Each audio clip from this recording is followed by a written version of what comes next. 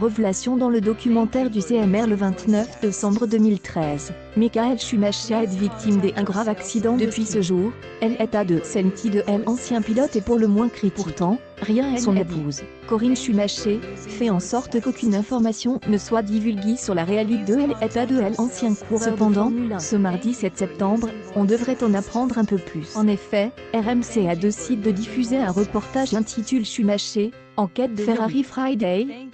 Michael Schumacher, Paul Magny-Cours.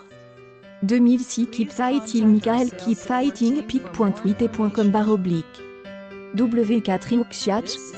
Belle italienne, Italie Auto, septembre 3, 2021. Dans ce reportage, nous devrions avoir des nouvelles de Michael Schumacher à travers certaines personnes. Ce que nous pouvons vous dire, c'est que le reportage rassemble plusieurs témoignages de proches, comme celui de l'ancien pilote Philippe Schiff, qui reste plus que jamais inquiet de l'état de santé de son ami. Une publication partagée par Michael Schumacher, Michel Schumacher, mais le témoignage qui fera le plus de bruit est sûrement celui du neurochirurgien suisse Eric Rice. Selon lui, les médecins n'ont pas traité l'ancien pilote de Formule 1 assez. Selon le neurochirurgien suisse Eric Rice, qui est exprime dans le documentaire de RMC, les médecins français n'ont pas pris les bonnes décisions, n'ont pas agi assez vite pour sauver toutes ses facultés.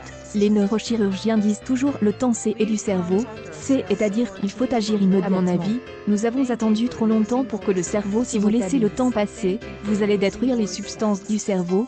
Une publication partagée par Michael Schumacher, Michel Schumacher, le neurochirurgien a ensuite émis des hypothèses sur l'état de santé de Michael Schumacher. Selon lui, l'état de l'ancien pilote de Formule 1 pourrait être pire que ce que on peut imaginer. Je pense qu'il est dans un état végétatif, ce qui signifie qu'il est éveillé, mais il respire. Son CA bas, il peut probablement s'asseoir et faire de petits pas avec elle et deux personnes. Je pense que c'est le maximum. Y a-t-il une chance de le ramener là où il était avant l'accident?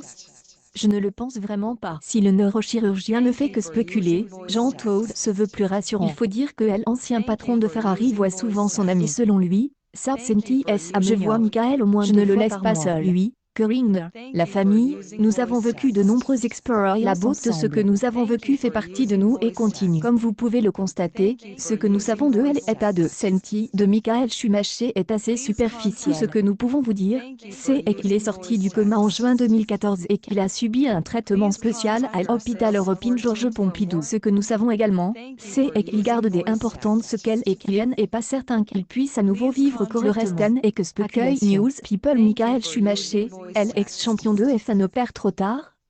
Un mot de simple.